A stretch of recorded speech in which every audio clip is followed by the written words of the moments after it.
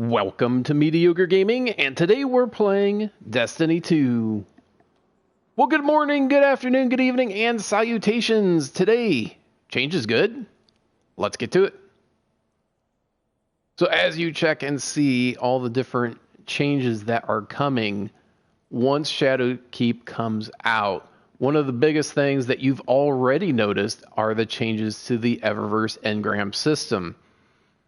Now, instead of current Season of Opulence engrams, you get Best of Year 1 engrams, which, if you are a new Destiny player, is great. If you are a veteran of Destiny 2 and have heavily played in Season 1, 2, 3, then you already are going to have a lot of that already. So the only thing that you're going to do with these engram contents is break them down, turn them into bright dust. Now, one of the big changes coming to Eververse in Shadowkeep is that these items that you break down currently for bright dust will not break down into bright dust. They'll break down into legendary shards, and they'll break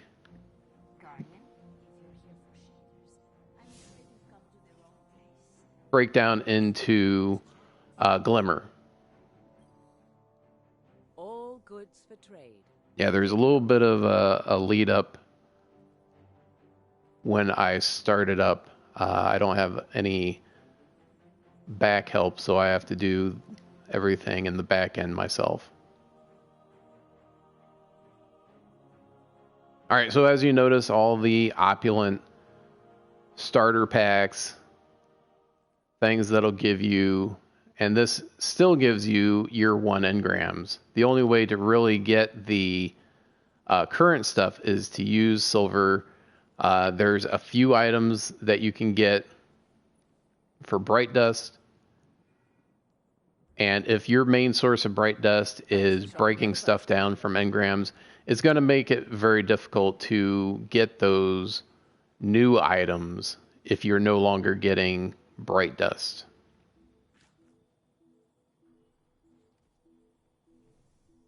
So that's a big one.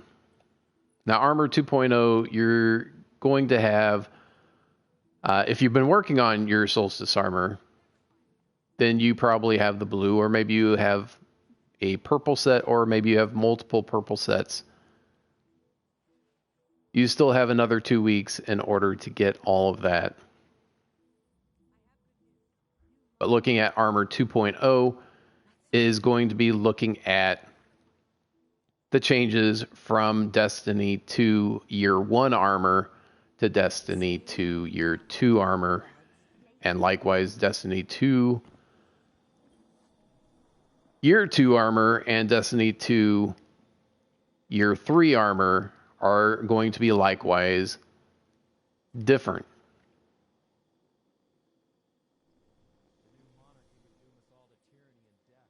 So while Destiny 2 Year 1 armor had no perks on it and only had damage resistance as an option, and you could choose between the Void Arc and Solar, Destiny 2 Year 2 armor have perks on it. Now, once we get into Armor 2.0, it's going to be another shift in what is going on. So instead of having the perks up here, this is going to be all gone, and you're going to have only this line at the bottom, but this line is going to have all kinds of perks that you can add to it, and all your perks are going to be tiered. So your perks are no longer going to be just random pieces that you can put on in any haphazard way. There is going to be a maximum amount of mods that you can have for each armor piece. And they're going to go into more detail about Armor 2.0 later today.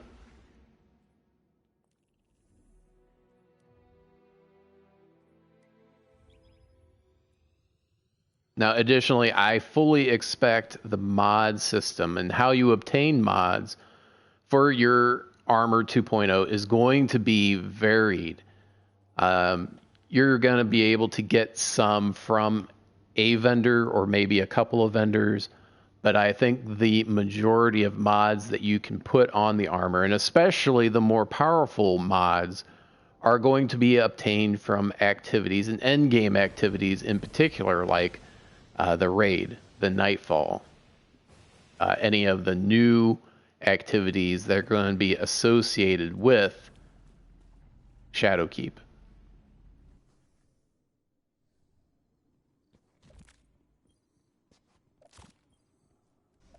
So of course we're going to have a new vendor.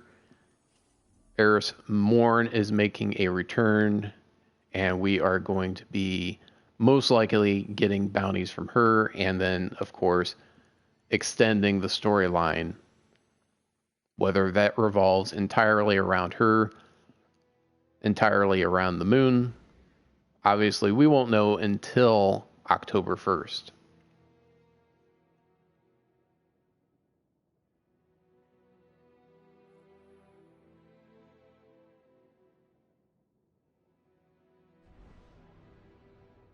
So they are going to be bringing back some of the Destiny 1 kinds of armor perks.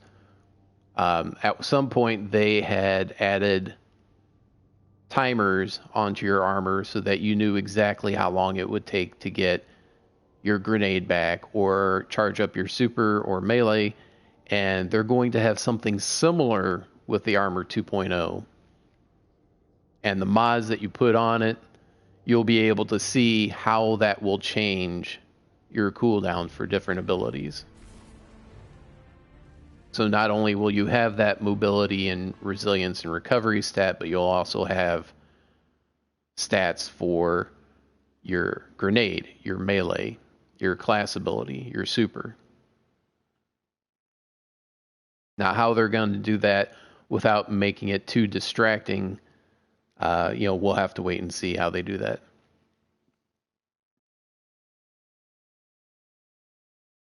Now, going forward, they said they are going to be separating pursuits and bounties. So you're going to have a separate page for pursuits and a separate page for bounties. When they made the change from going to the inventory screen to the director screen in the Season of Opulence, that was a little bit of an adjustment period for most people because they've had that muscle memory where everything was on that inventory page. And I know I found myself going to the inventory page instinctively at the beginning, but I continue to do it just from memory. So making another change in a short amount of time is going to make it a little bit of a confusion, I think.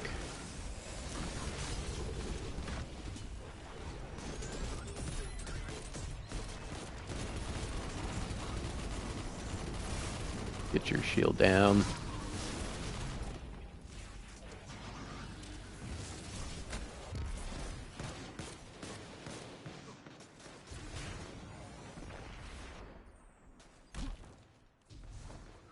All right, now Luke Smith has recently talked about changes coming to Destiny 2. And I know they've talked a lot about, and often, about how difficult it is to make content for Destiny. Always having to make new content instead of relying on old content. And that certainly makes sense. Veteran players that are playing Destiny 2, once you get basically all the items, once you've done everything, it no longer serves a purpose to continue to do the same thing over and over again.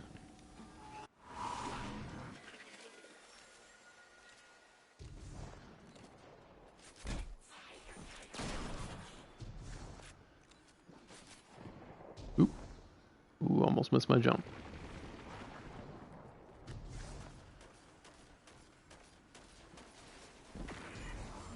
Ah.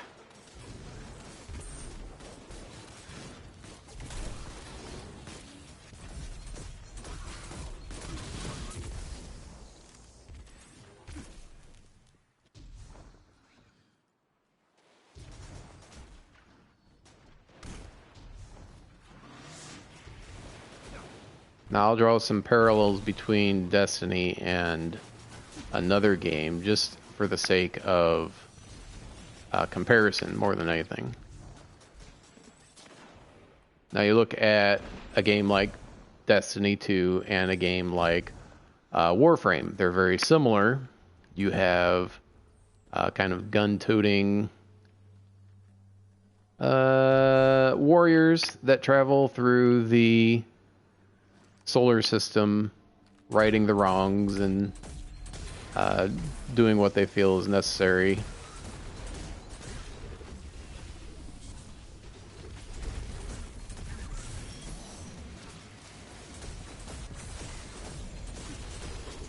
They both have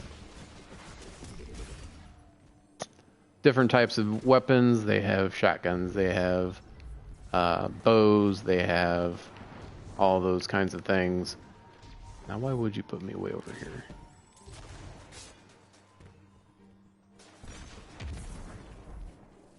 Now, unlike Warframe, Destiny took a very divergent path.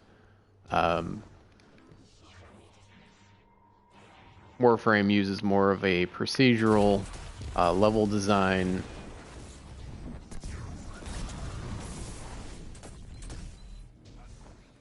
Whereas Destiny is very fleshed out and finite. So as a result, going to the EAZ is going to be the same every time.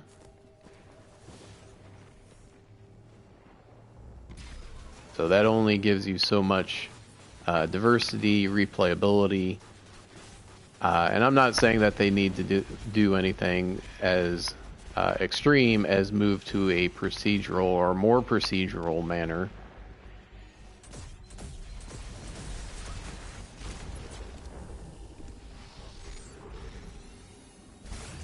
In fact, just the opposite. I think it affords them an opportunity to do things that they wouldn't necessarily be able to do.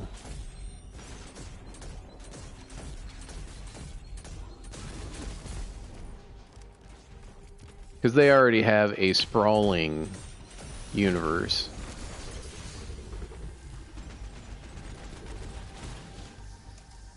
Destiny universe is pretty well fleshed out. It's pretty vibrant and alive, and we've seen changes come hither and yon to all of the different areas. Shadowkeep, we're talking about changing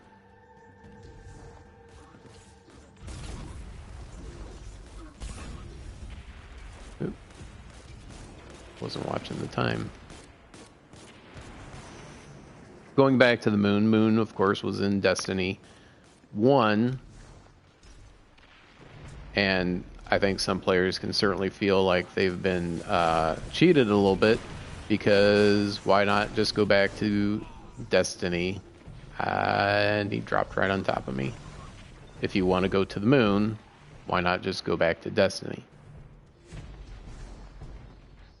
Well, they are making changes to the moon, and they've added significant real estate onto the moon.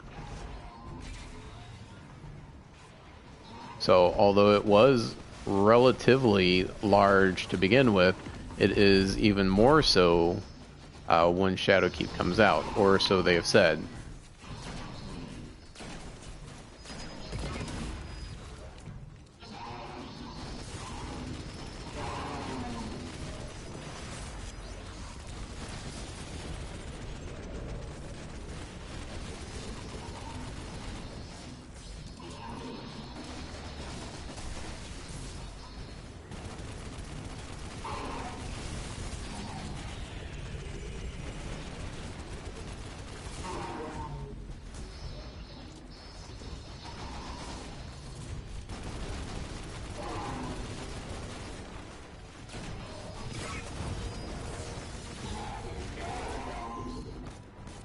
Oh, so close and yet so far.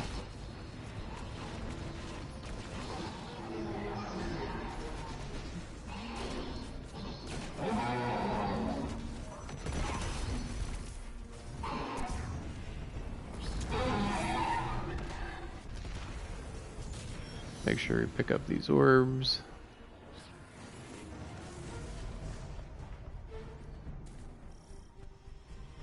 Not like with the EAZ, the prismatic taken. I've taken them out a few times, and it doesn't seem like it's a worthwhile addition.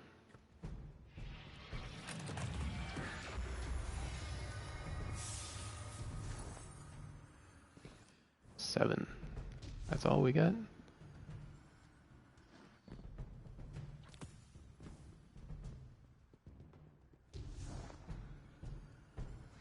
One over in this direction somewhere.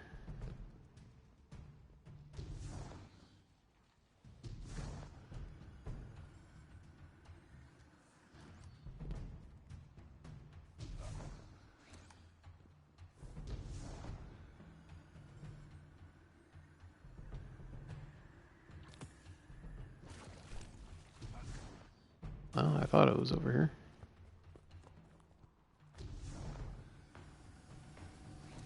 Oh, you know what? It's probably over in the garage. And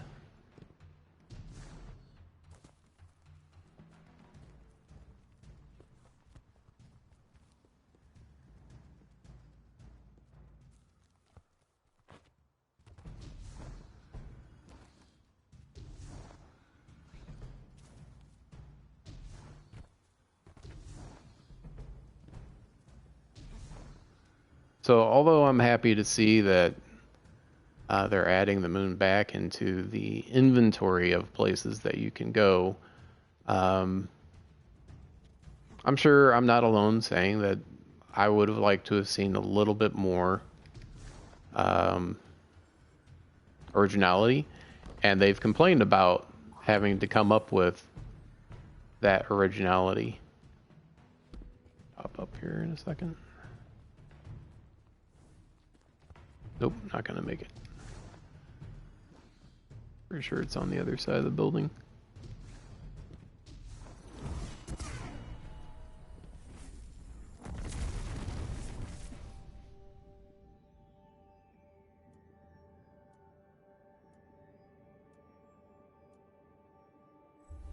So how can they continue to produce new content that veteran players would like to see, that would like to be involved with, and yet not put undue stress on the developers themselves?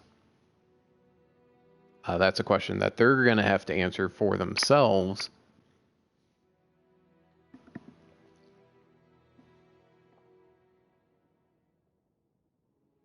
And then the players will have to judge whether or not that is adequate. And the best way to do that, of course, is voting with your dollars. You know, if you enjoy playing Destiny, if you enjoy playing with your friends, then yes. I mean, there's no question that you should get the next DLC. If you do not like the direction that they're going, if you do not like playing, then obviously do not get the DLC or pay for any of the microtransactions. Going back to Eververse, at the beginning of Destiny 2, they had a setup similar to what I imagine Eververse is going to be like in Shadowkeep, where most of the items from Eververse are pay. You'll have to buy them with silver. They had kind of a mentality that if you want something, that you'll buy it. And there was a significant backlash from the players, and then of course they changed course, and I think they went and swung the pendulum just a little bit too far back the other direction. Now that Bungie is off on their own and not under the thumb of Activision, so to speak,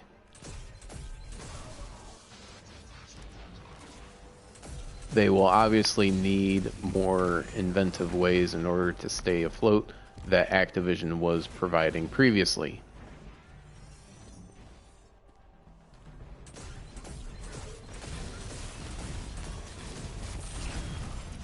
And they have already come out and said that microtransactions helped to make the Outbreak Prime 0-hour mission possible.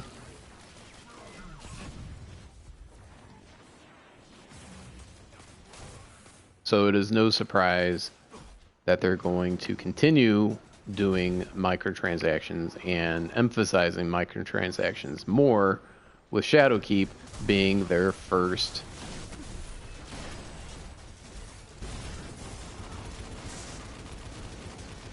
solo DLC.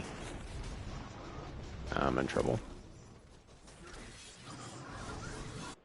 Well, I thought for sure there was one of those guys next to me. What? Spawn placement's a little bit weird for EAZ. I think, anyway.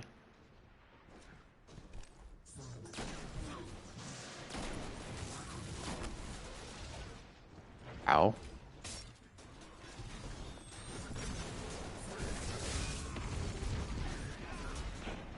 Yeah, it's not good. Good.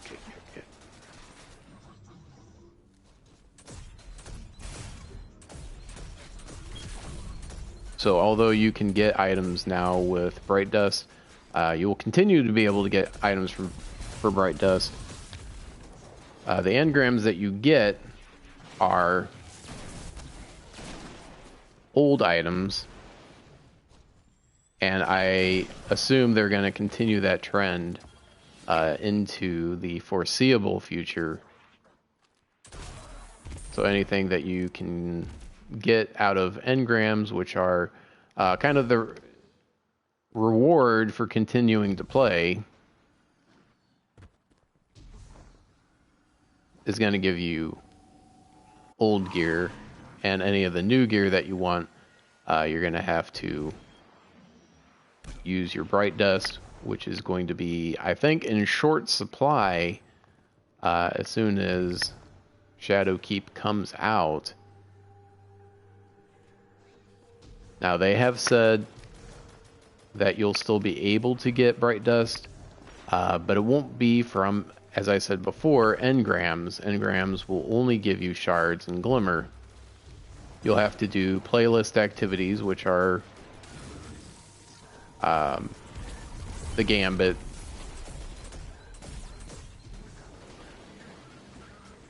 the Crucible, the Strikes,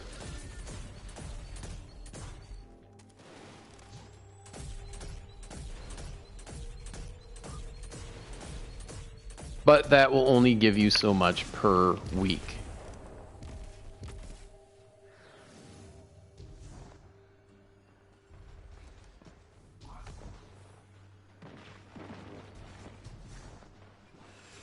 So whether it is 100 or 1,000 Bright Dust that you can get from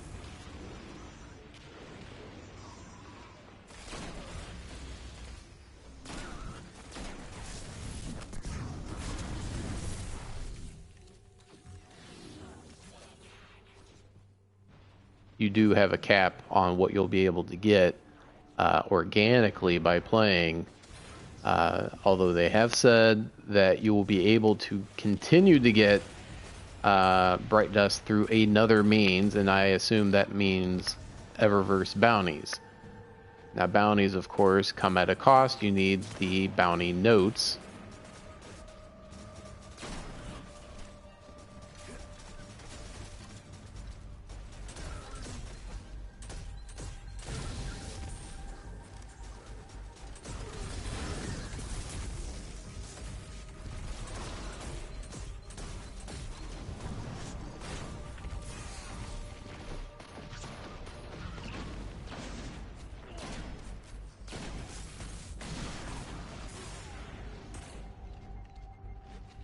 And if you've been trying to get the Season of Opulence, basically anything, not to mention the tributes in the tribute hall, you might be running low on Bright Dust.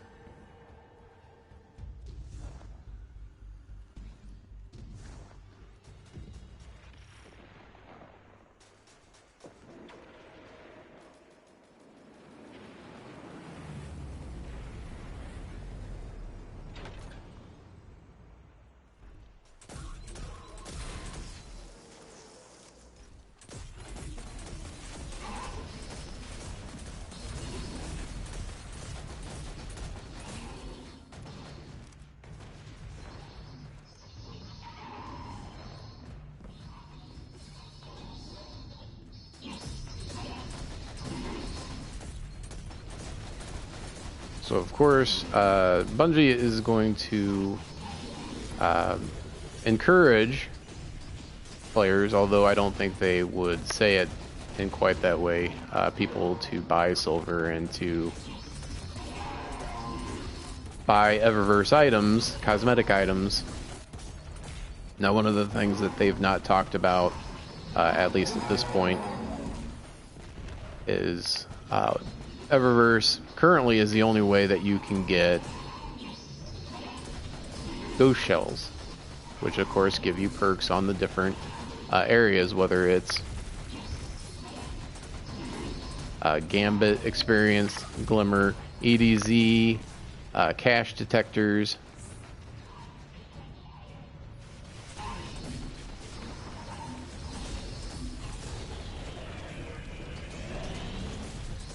Etc., etc., etc. So,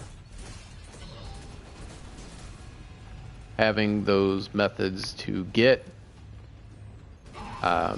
things that'll help you out, certainly would not like to see that disappear.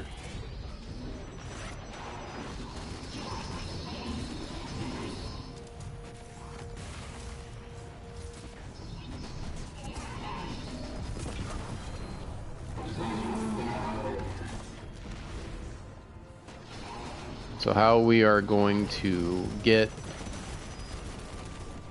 ghost shells in the future will likely change. I cannot imagine that they would keep that tied to Eververse when Eververse is going basically pay to play. Level 27? What's he doing in here? Ugh.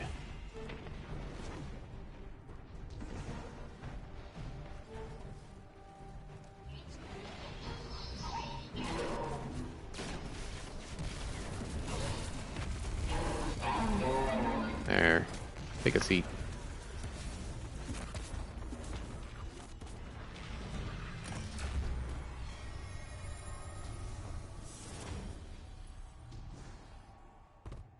So of course that'll be of interest as the time draws nearer what in fact they intend to do with ghost shells and how to get more of them or ones that you would like to see.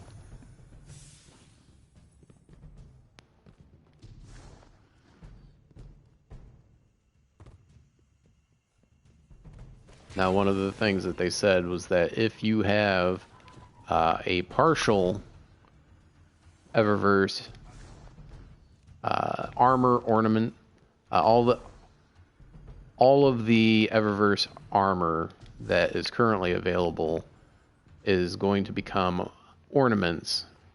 So Armor 2.0 not only changes the mod system and will likely deprecate your current armor, but in addition you can change the way that your armor looks based on the cosmetic upgrades that you can buy from Eververse. Now, ones that you already have, ones that are already in your collection, are already yours to keep. But if there is an opulent or optimacy piece that you do not have, you will have to buy that with silver in the coming months once Shadowkeep is fully released.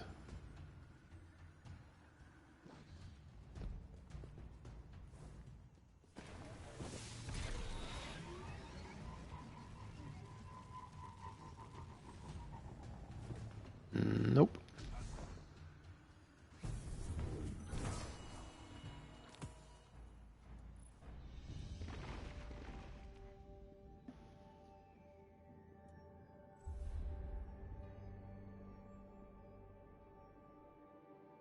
All right, let's check our progress here.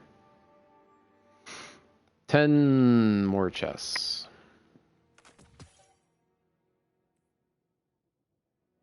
Big one, of course, is bosses, and that's already done because they changed it from 100 to 50 And the final boss, they changed to give you 5 mini boss kills instead of 1.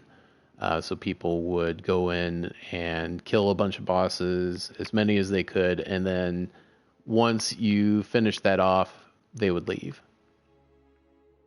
Now, the most difficult part of the EAZ is getting those elemental orbs, which of course means that you have to run around and grab orbs hither and yon. I'm going to switch out that lance for something else.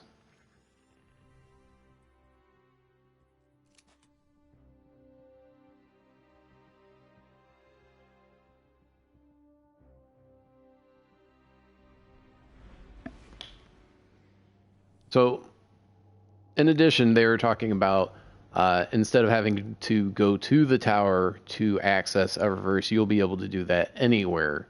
Now, there's already a way for them to do that without causing a huge change in the UI, and I think it's a case of Bungie overthinking it. I'll wait till I load in.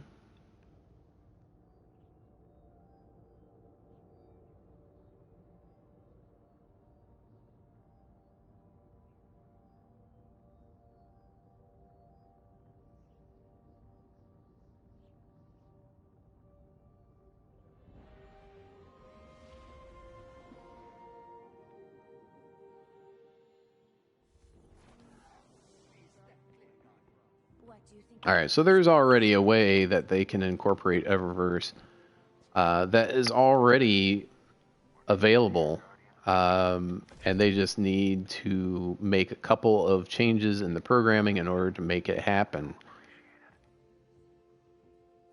I was gonna grab Wave Splitter.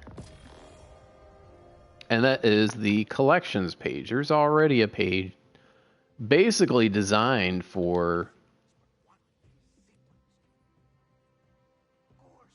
this.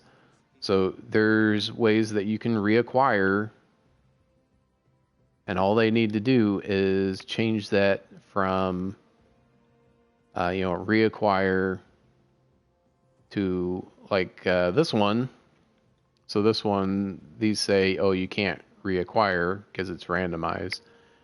Change it to acquire, and ones that you don't have, acquire with, bright dust or silver, as the case may be.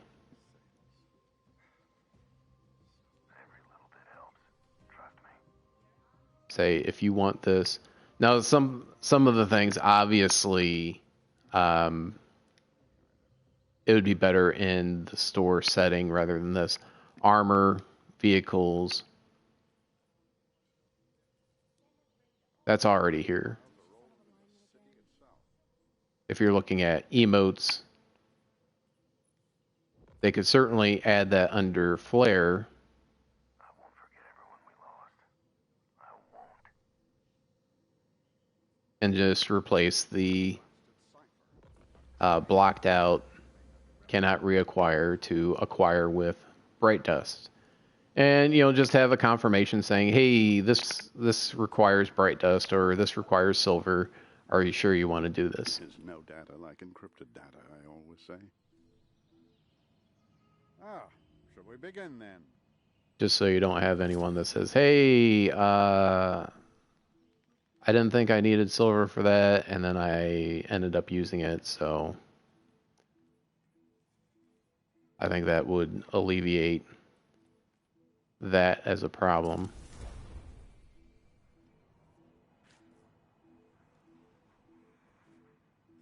All right, let's go grab some ammo and go back to it.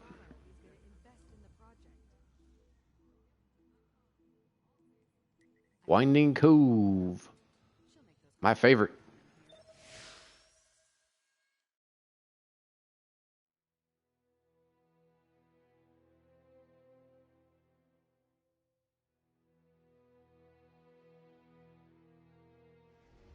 So, of course, looking at the future, you're also looking at tweaks, buffs and nerfs. And mostly when you're talking about tweaks, you're talking about nerfs, like Lord of the Wolves, Whisper of the Worm, Prometheus Lens,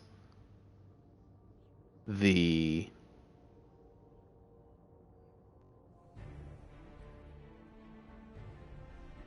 exotic armor pieces that give you your super pack faster. All of those have seen nerfs within the recent past. Ooh, I need to change that.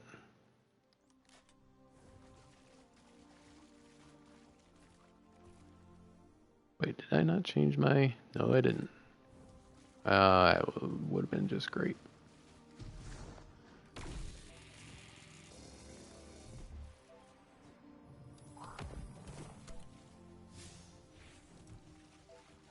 Oh, someone took the guy out. Free Glimmer! Also, looking at like public events, originally you could get legendary items out of it, and you did quite often, and now it's extremely rare to get anything other than a blue. So going into the future, they looked at, and will continue to look at, things that are a little bit too powerful, or things that give players too much of an edge. So if you have an exotic armor piece on your warlock that gives you your super back faster as you're using your super, it'll be very, very difficult in a PvE context to challenge a player in that situation. So when they made the Reckoning, they wanted to specifically address that. So you'll see, or you did see, teams that were looking for members that had the Well of Radiance with the exotic chest piece, hunters that had Shadow Shot with the Orpheus rig. So you had more orbs, you picked up more orbs, you got your super back faster, warlocks got their super back faster, and if you had one warlock and one hunter, the other two players didn't really matter.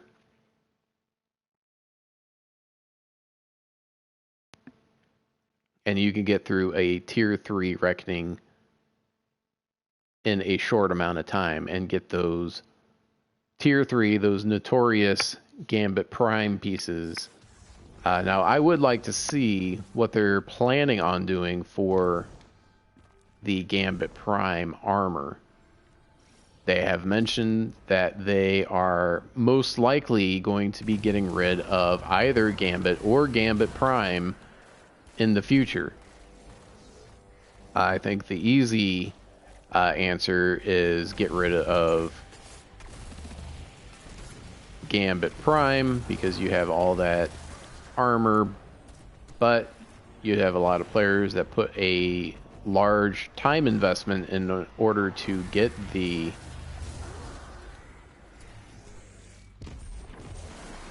Gambit Prime armor. Whether it is all of the armor pieces, some of the armor pieces, or what have you.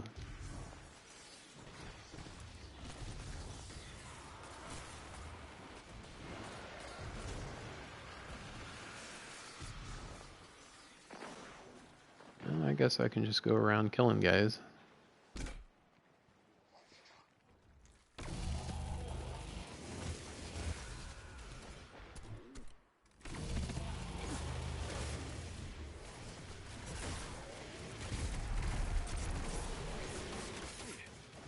Oh, he's still alive? I was gonna say. Oh, I do need orbs, so I should be.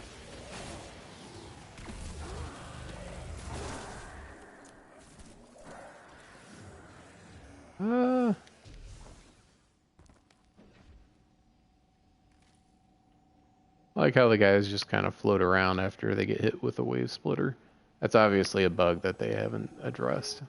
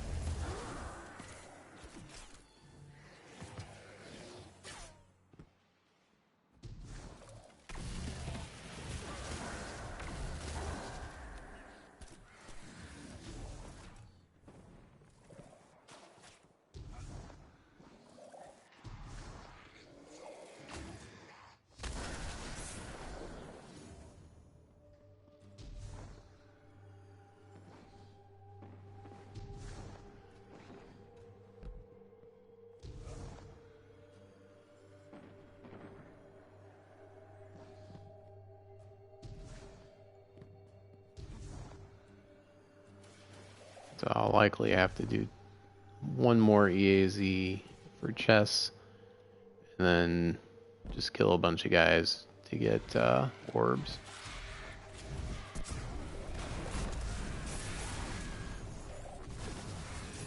What the?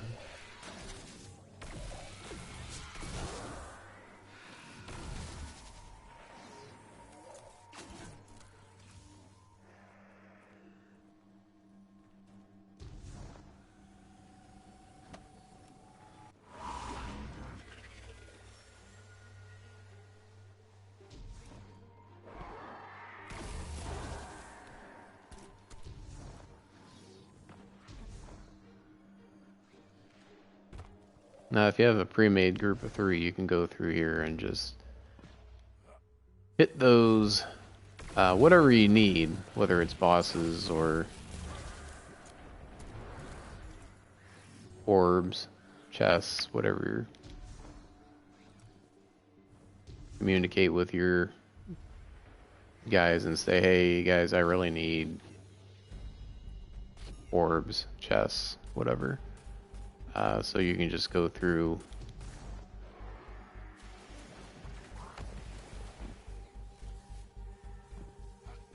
taking guys out and grabbing orbs throughout, or kill as many bosses. But once you get to the boss phase, just go and kill the ads.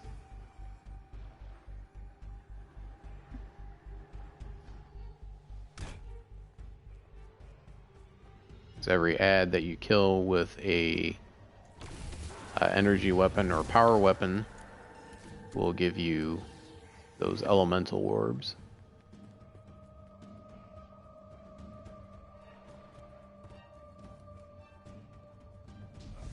Five seconds left.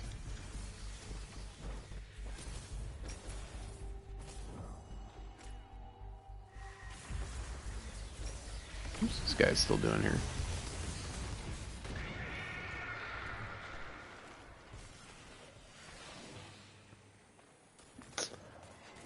I don't like this boss.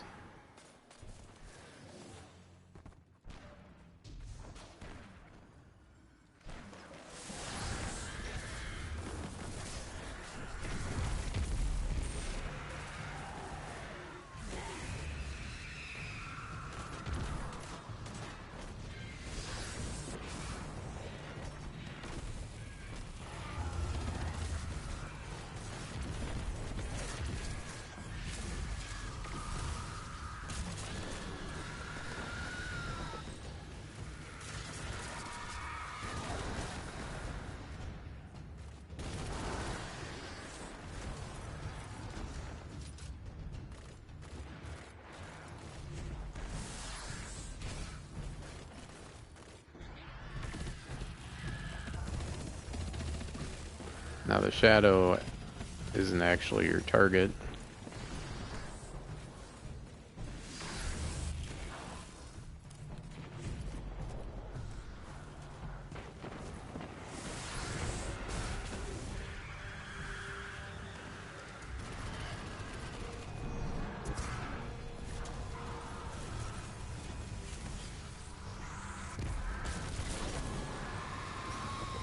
She's splitting off again.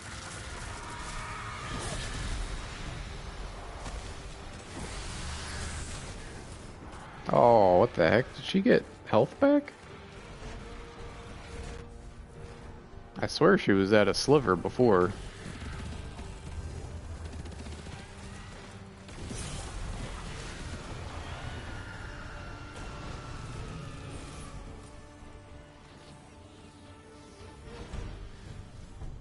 Get those orbs. 300 orbs is a decent number.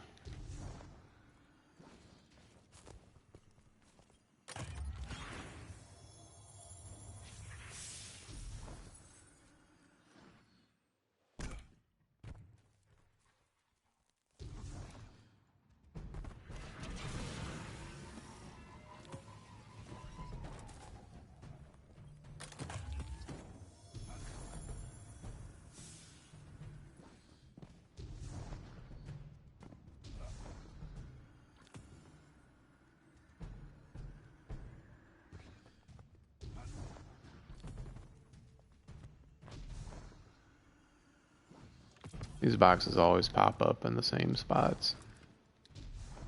So if you know where they pop up,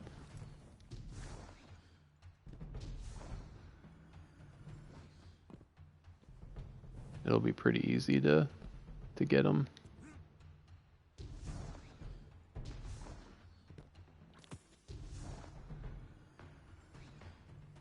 Problem, of course, is knowing where everyone else has looked, so you're not duplicating.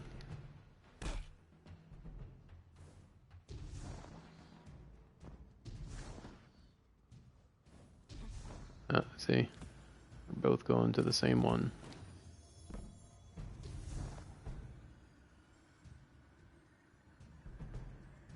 Well, I might get the chest this run if we can get 2 more.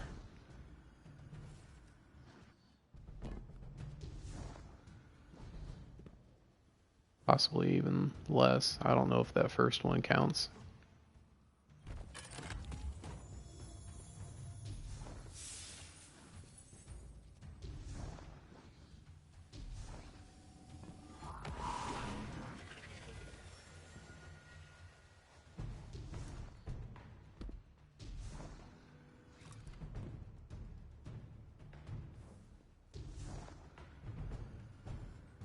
Still got a minute and only 2 chests left. These guys obviously know where stuff is at. They're either working on their second or third majestic set, or they're running to get more boxes, solstice boxes, to use up their keys.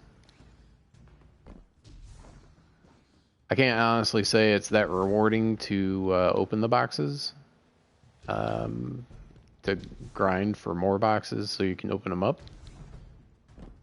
But if you're looking for something to do, there are worse things than farming boxes. All right, where the heck is the last one? And there we go. You got it.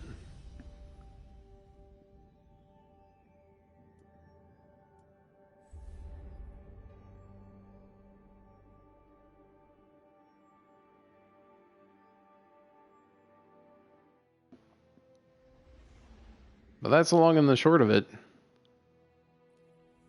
Changes to armor, dump all your old armor. Weapons, I don't think there's going to be any big update.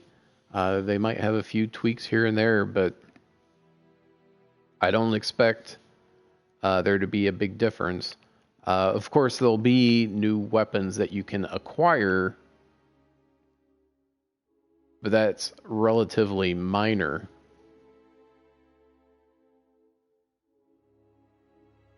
So Luke Smith put out a lengthy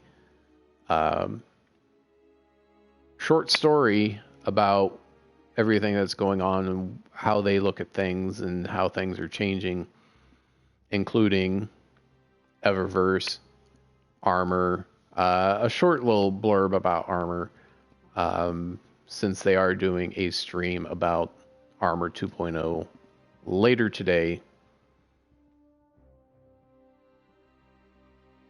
Pursuits and bounties.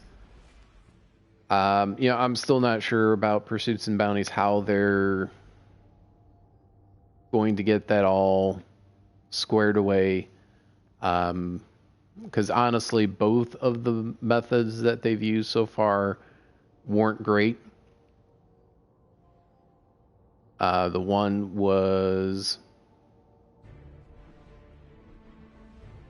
either of them are okay, but having enough space for all the pursuits that are going on, that's the crux of the matter. And it's not just pursuits and bounties. Right now you have 3 pages, which is more than how much space you had previously.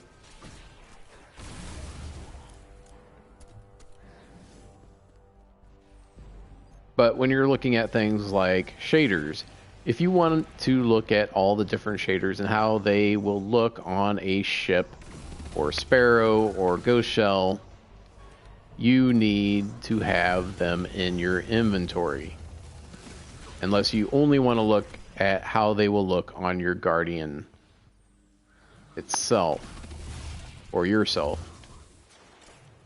Uh-oh. Probably should have grabbed ammo.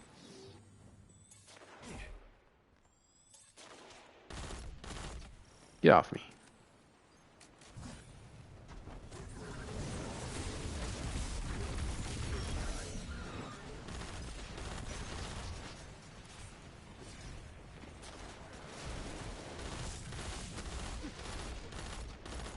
So there's space enough for, let's see, 50 shaders. But there's somewhere upwards of 200 shaders available.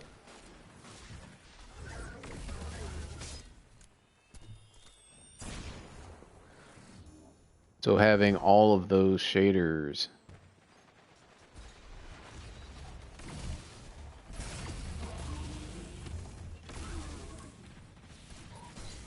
it just isn't possible.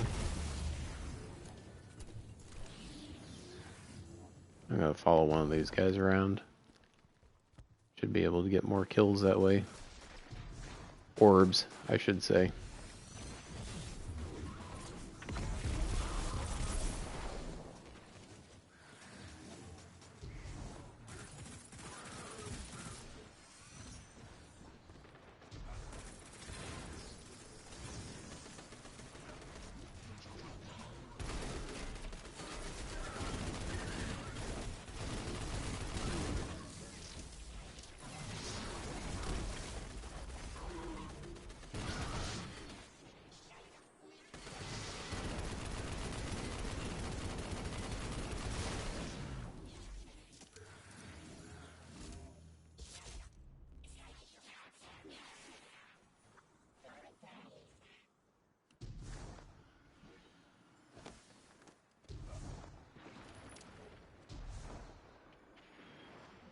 Likewise, you have a certain amount of vault space, and the amount of vault space versus the total number of items that you can have in the game. There is a bit of a disparity. You have 500 spaces open in the vault. If you are using all of your characters, if you have 3 characters and you're using all 3 of your characters, then your vault space is going to be relatively low, because things like Gambit Prime armor, that's 5 pieces of specialized armor, and if you have 1 set for each of the 4 groups, that means you're going to have 5 times 4, so you have the Reaper, the Collector, the Invader, and the Sentry, or 20 pieces of armor just for Gambit Prime for each character. And if you have 3 characters, then you're talking about 20 times 3 or 60 spaces just for Gambit Prime armor. So you can see how you can easily get up to 500 spots full in the vault, and having 10, 9, whatever slots in your inventory taken up because of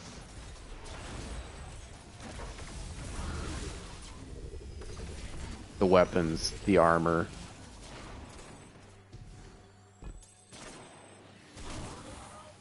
And anything else. Now their stacking decisions, of course, come into question too, because why do you have a stack of resources at 999, but a stack of synths from Gambit Prime stop at 20? It just doesn't make sense. Having a smaller stack limits the amount that you can have, so you aren't stacking a whole bunch, certainly.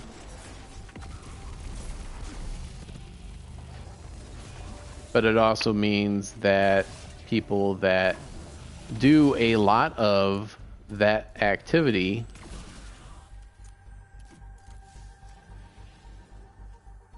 are going to have a lot of stacks.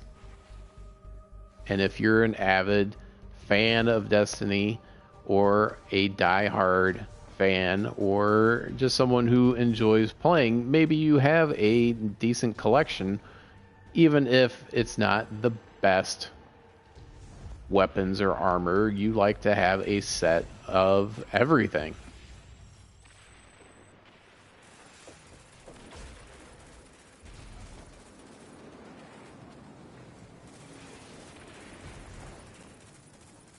Which will make it nearly impossible to do.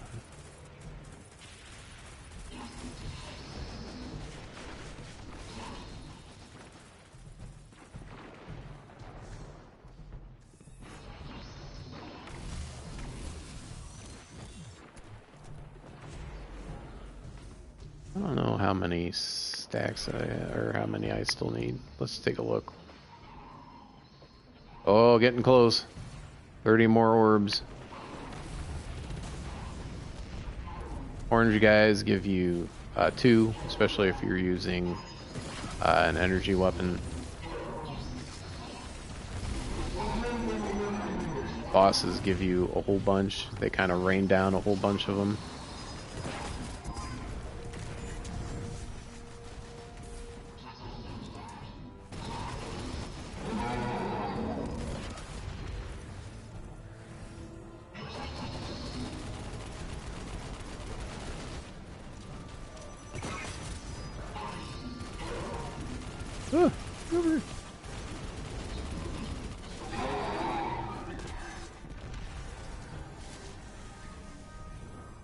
I don't think I made it.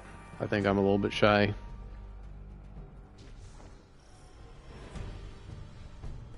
So I realize that you have, only so many resources to use for different things, like vault space, like the number of bounties you can carry at a time. What the heck are you guys doing? I don't need the chest, but you're right on top of me.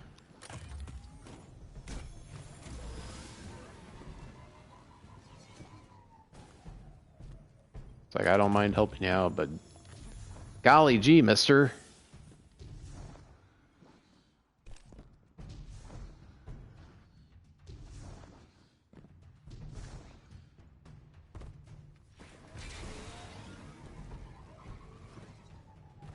I am glad that they added Sparrow support in the area.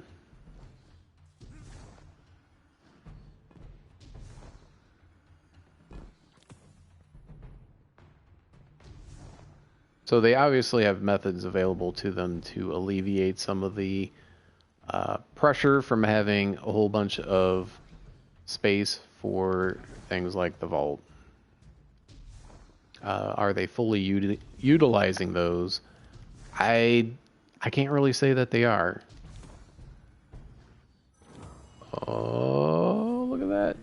They got all 6.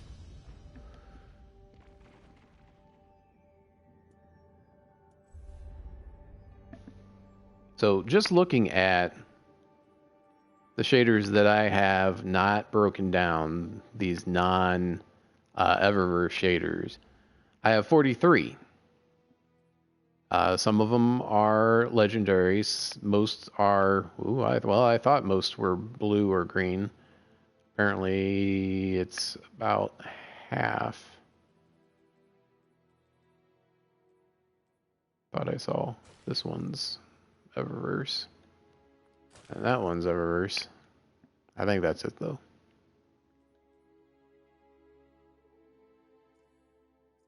Now, obviously, you can go to your collections and look. Let's just take a quick gander at the shaders. So we got 1, 2, 3, 4, 5, 6, 7. So 21 per page.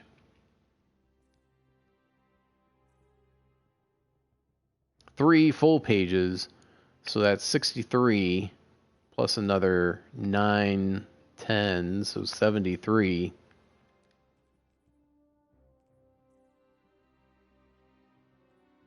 And another 20. So that's 90.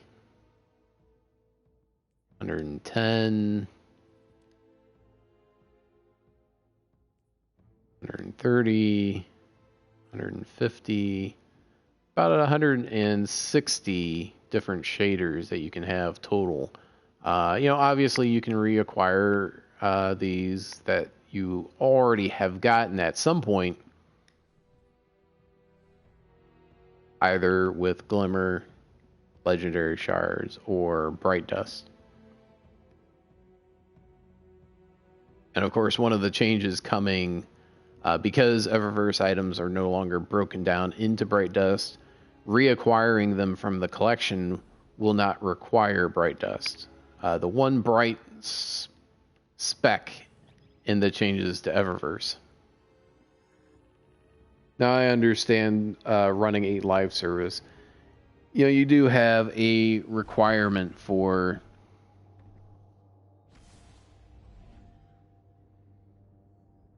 keeping the lights on. You need some mechanism in order to keep things going, to keep developing, and to maintain. And I'm not begrudging them that. I would like to see them continue to develop, to change, to grow, to make the Destiny brand better. By the same token, I don't think that the players should be bilked of their hard-earned cash in order to get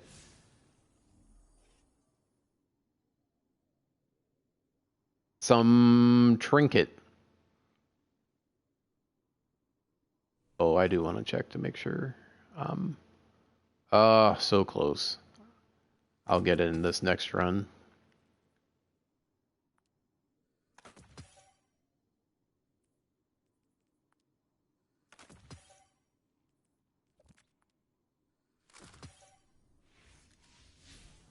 All right, let's do it.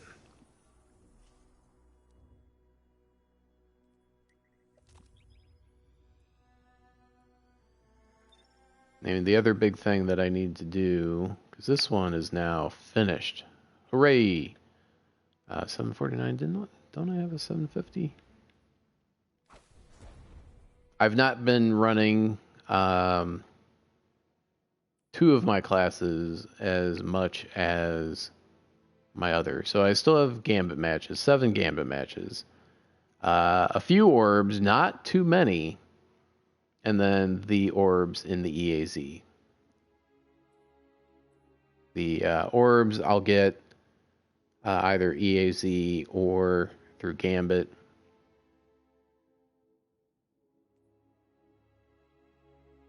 Running the same as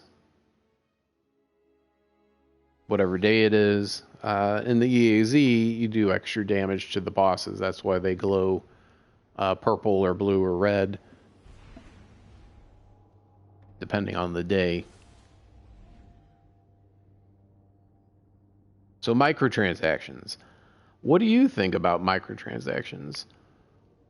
Are they the way to go or not? Obviously, all the Whisper Packs ornaments that they sold helped to pay for a future mission. It wasn't obviously a full expansion, and I don't think it was the entirety of the mission per se that was paid for it, although I'm not certain.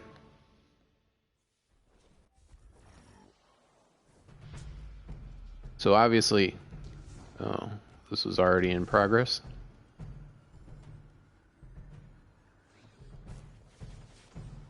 Well, I'm okay with that because I can get some orbs. And I think I might be able to get my orbs here. Possibly. These guys just here and here? Yes, apparently so.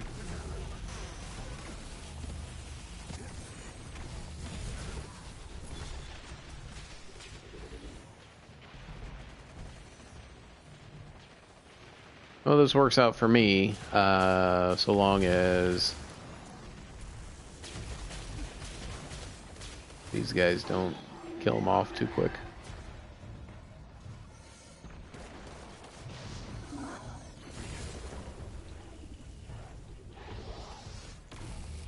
Man, what's with these big guys?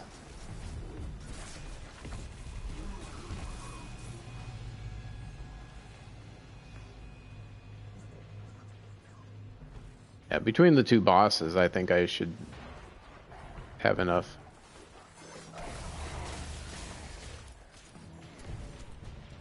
Orbs.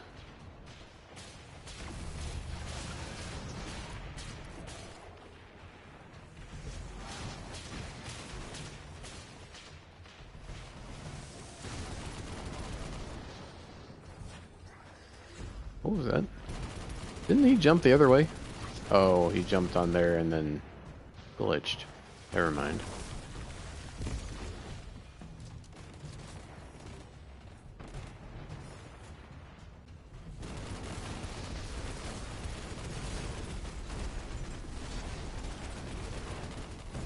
Hey, he's running away.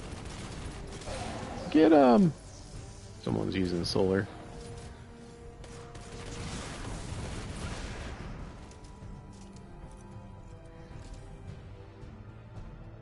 I'm fairly certain I got the 9 orbs that I needed. For the EAZ, I still need some more orbs, I believe. For the 1500.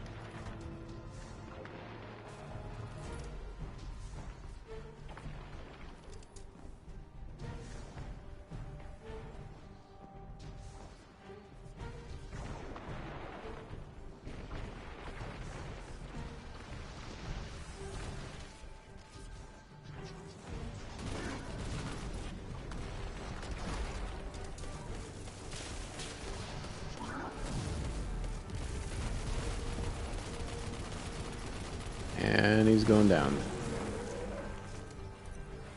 I'm guessing they got all the whatever that they had needed.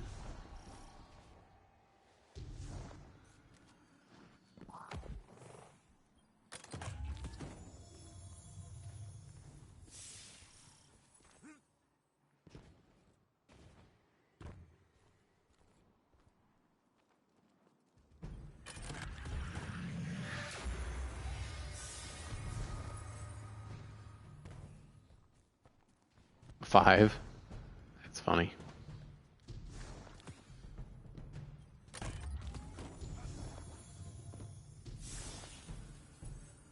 Key fragments. That was gypped. I think it's actually a little bit worse having fewer chests than more chests. More chests give you more places to look, and more of those places will have chests, whereas you have fewer chests, then it's actually a little bit more difficult because you have to check all the spots anyway for where the chests are at.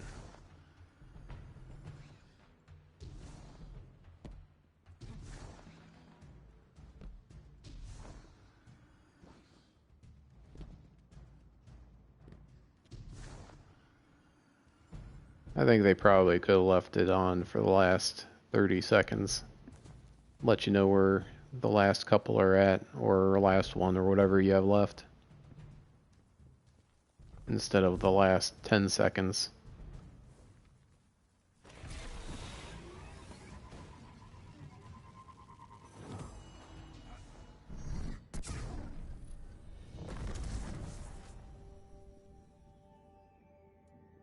And I believe that's the last EAZ that I have to run.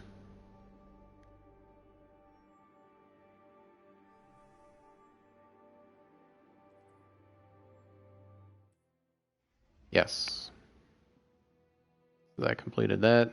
Now I can put on something else. I got a 748 with sniper reserves, I guess.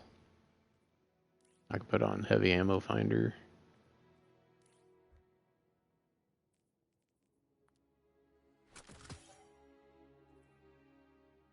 Now I'm wondering whether I should just run out and get these last couple of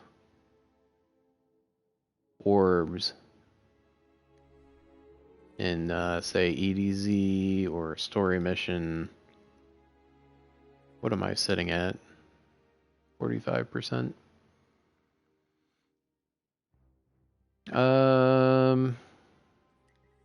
Yeah, maybe I'll run a couple public events and get those last, how many orbs? 40 something? 43 orbs. Should be able to do it within a couple of matches. I can run through a couple lost sectors and get that percentage up and finish out the flashpoint.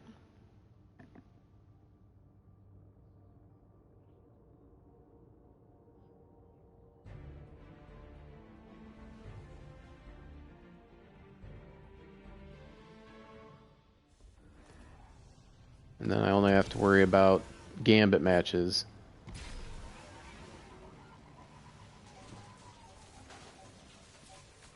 I realized they wanted people to be doing this over the course of 4 weeks. 10 Gambit matches plus the 10 strikes plus the strike orbs, etc., etc., etc. Guardian, you know the drill. I mean, it just grates. And although you had more choice with the green gear, you could play Gambit matches or Crucible matches. You really didn't have a choice because of you had to get orbs. We hang on long enough. This lander is ours. Do as you see fit. I trust your methods. And getting orbs in Crucible, although you could do it, was rather difficult because you had to go through using either a shotgun or a fusion rifle or the Recluse, something that would get you up close and personal so that you could grab those orbs as soon as they dropped.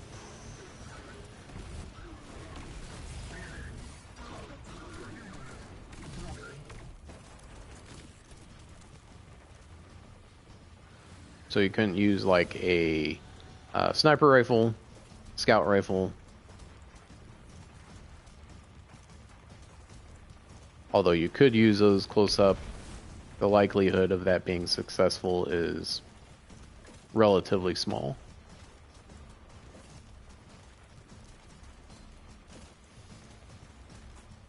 Oh, and there is a ship.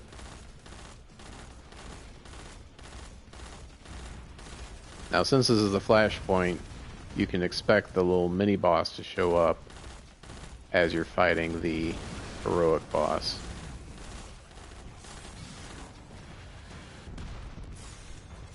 Ow.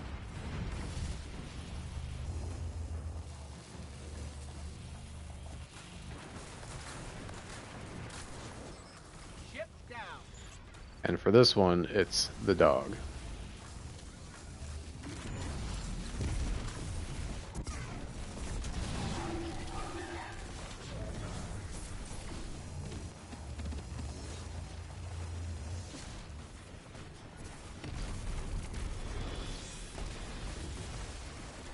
There we go.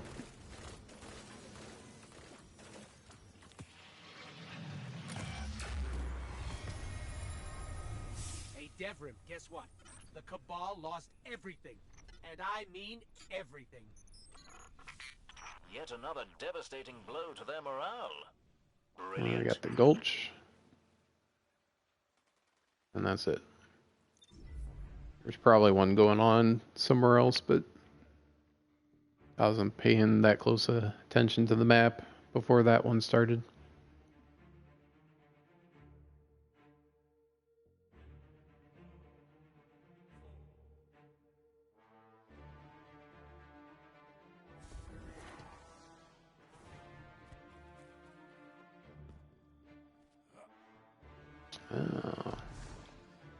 Fallen public event instead of the Cabal. I want to say about 80% of the time I come here and it's the Cabal.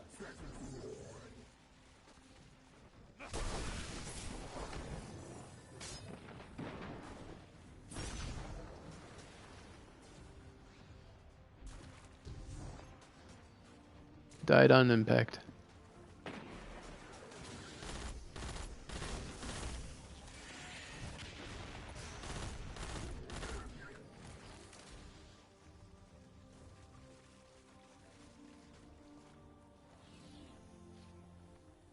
Should probably look at orbs. 23. I think I'm going to be able to finish that off after this one. Public events give you how much on EDZ? Not bad. I was at, what, 45? So that's 25%. So this public event should put me over the top for 1,500 orbs. Assuming I can pick up at least half of the orbs. And then I can go through and... How much time we got? Minute and a half. Look to see if the Forge Saboteur is here. Look for some resources. Now, moving forward, you might be thinking, well, what do I need to do? I already have the majestic armor. I already have the menagerie weapons that I want with the perks that I want, or whatever. You have the weapons and you don't want to grind anymore for them. For that god roll, or you don't care about the god roll on, say, the Drang or Epicurean, because you already have a Wizened Rebuke or Erentil with backup plan or rangefinder and snapshot sights. Whatever your version of the god roll happens to be. So what do you do before Shadowkeep comes out so that you're prepared? One thing to do is to get those planetary resources. You will certainly need them minimally to infuse and possibly for other uses. That's yet to be seen what else it'll be used for.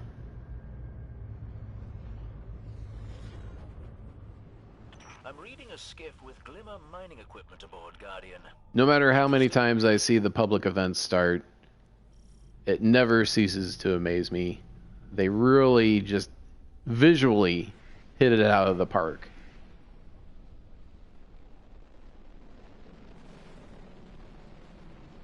In terms of rewards, it used to be really good and probably too good, but now I think they've kind of swung in the opposite direction. I have full confidence in you.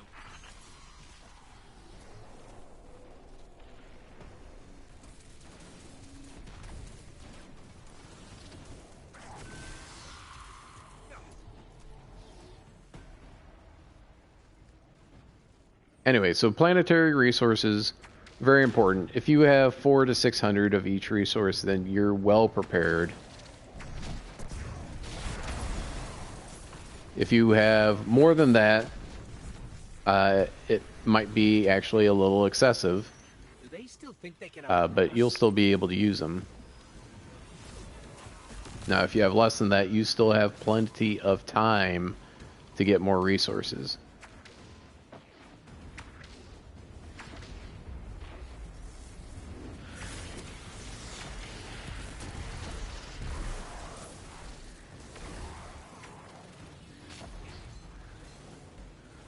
So you still have time to build up your storehouse of resources for infusion and whatever else that you're going to use them for or need them for.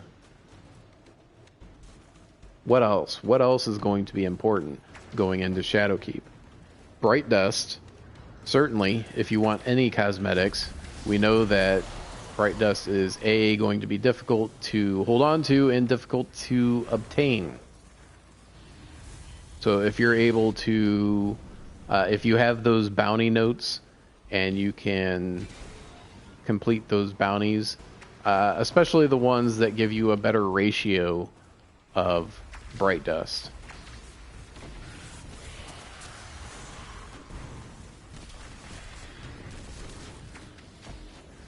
That should certainly do it.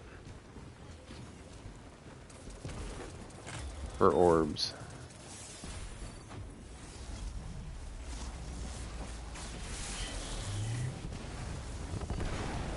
That glimmer has our names all over it.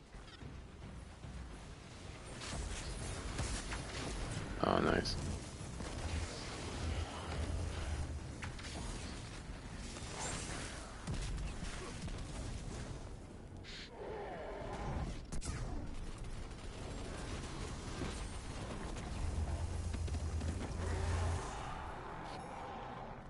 Oh, and Lunafaction. Nice.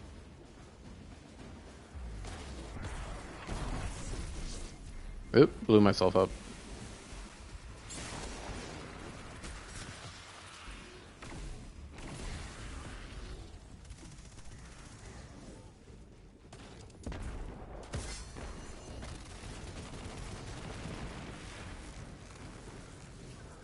Alright, so what else? Bright dust, planetary resources. I'm going to say tokens, Crucible tokens, Vanguard tokens, even using the planetary resources to turn them in for packages is going to be a good thing. Well, that followed the wrong guy.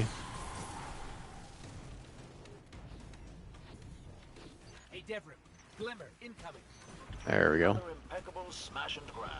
So I should be at 95 for the flashpoint, and I should be finished in terms of orbs, that 1500 orbs. Let's check the armor real quick. Yep, complete. 707, 750. I really wanted a machine gun scavenger. That only gives me 707.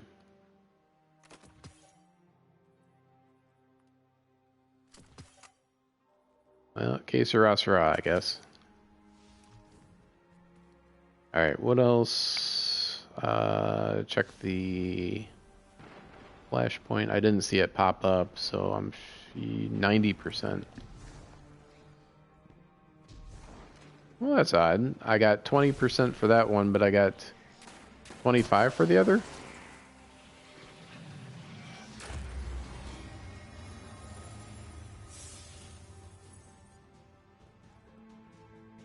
I like how we've gone from saying, who cares about glimmer to we need glimmer. Give me that glimmer.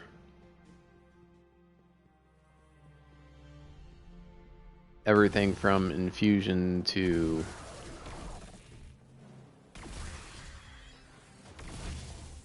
buying things like raid banners and bounties.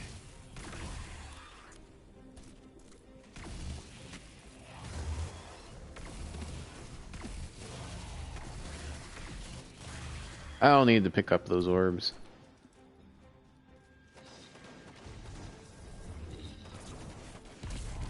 Oh, I missed the big blast area for that grenade. Get off me.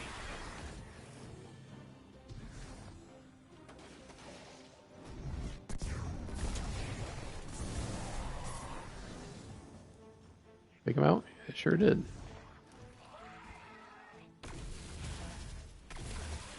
And opening this box should theoretically. There we go.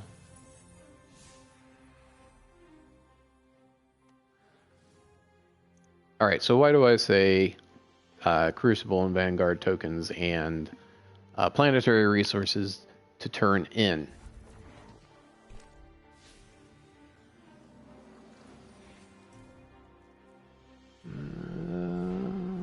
It's close.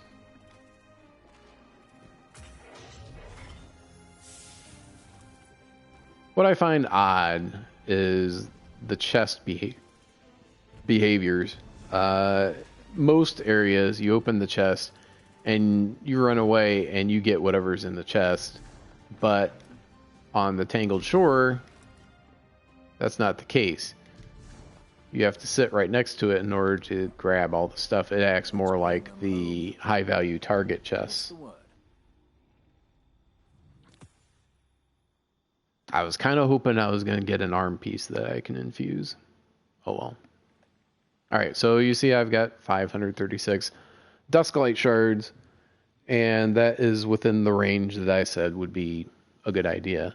Now you turn these in, and once you fill up this bar, you get a package. You get a purple engram, and that engram is going to have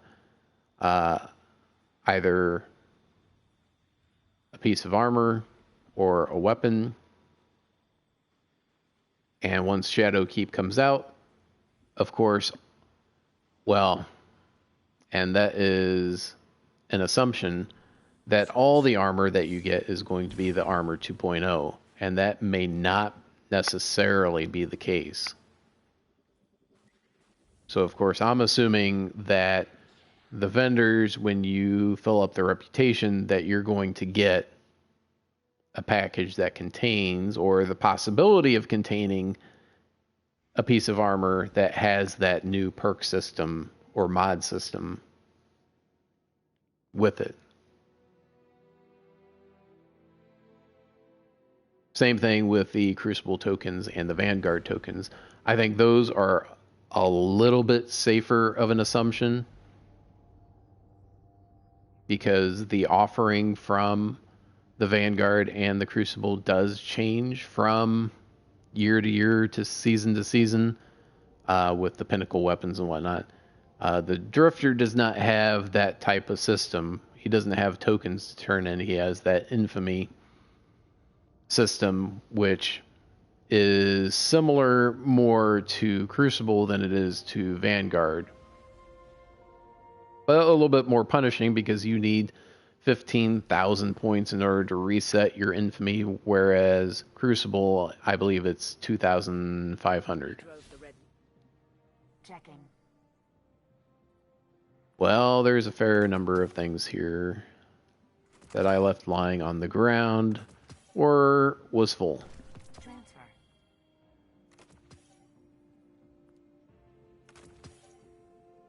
Yeah, just remember that 3 rows of these things and you're full.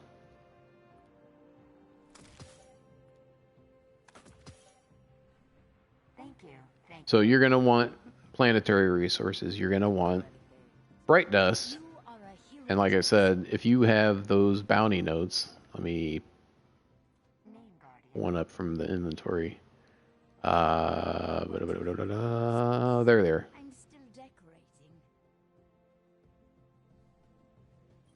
And of course, the assumption is that those are going to be continue to be available in Shadowkeep.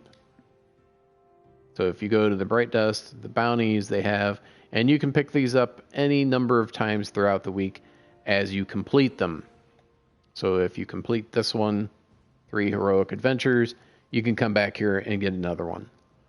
Now, this one requires 6 notes, but gives you 150. This one down here is 1 note, but it only gives you 20. So this one gives you 20 bright dust for every note. This one does not. You're talking about 23, 4, 5, 25 bright dust. So in terms of stretching out your notes as much as possible, the higher ones are going to give you a better return. This is 3 for 70. So that's about 23 and a third. And then the rest are 1 for 20. So you get a little bit more for these that require more notes, but it's relatively marginal.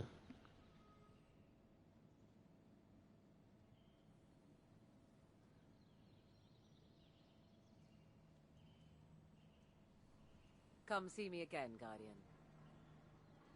All right, so planetary resources, bright dust, Vanguard, and Crucible tokens. Let's begin. What else would be a good thing to have or to acquire and hoard for the next DLC? One of the big ones is legendary shards. And of course, that was another one that you needed for the tribute hall. Outlaw and kill clip. That sounds pretty good. The city is depending on its guardian, now more than ever.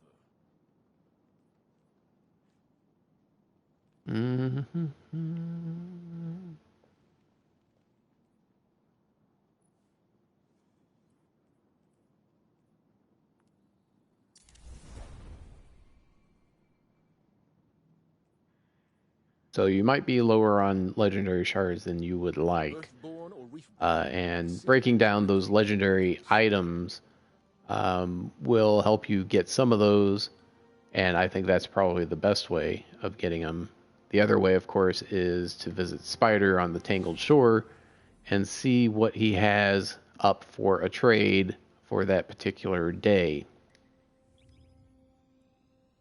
Now, Spider actually has 2 reset times. The daily reset, which happens at noon Central Time US, will reset the number of legendary shards you need in order to get enhancement cores.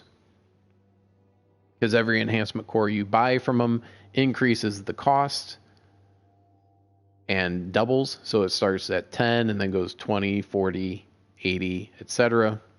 It gets increasingly more expensive to buy enhancement cores, and that resets on the daily reset. Now his stock resets at a different time. It resets in the evening. I want to say around 7 p.m. Central Time US. So what he has available to exchange for legendary shards and glimmer will change at that time. But the enhancement cores will remain at whatever level you are currently at for that day. So you can come in and talk to Spider, and his stock may be the same from the last time because of the daily reset. Maybe you went in the morning or in the evening.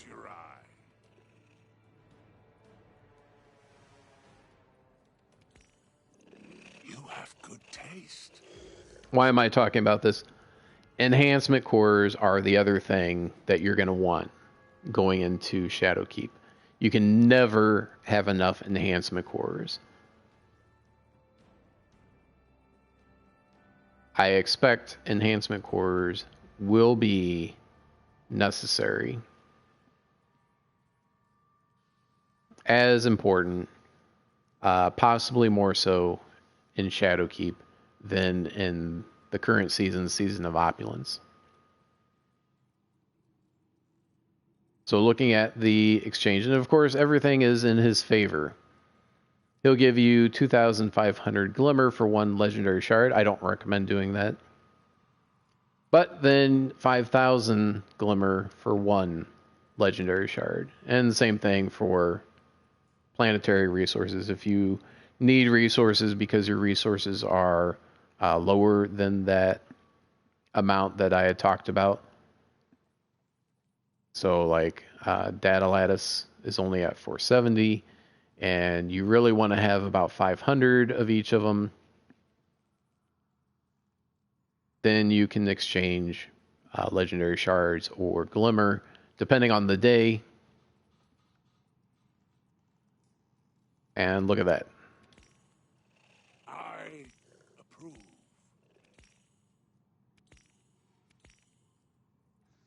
There we go, 30. And then I'll use a little bit of glimmer to get some more legendary shards. Certainly not the 30 shards that I use to pick up 2 enhancement cores, but that's the way it goes.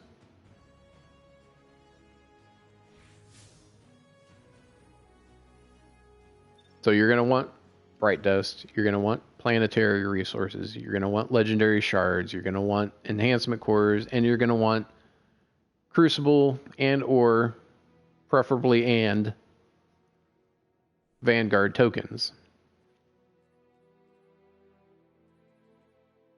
Because those should all give you, and even Iron Banner tokens. Just taking those into the next season presumably will help you get those new items. But that's it for this episode. Hope you enjoyed the video. Be sure to check us out on social media. And thank you for liking, commenting, and subscribing. And we'll see you next time.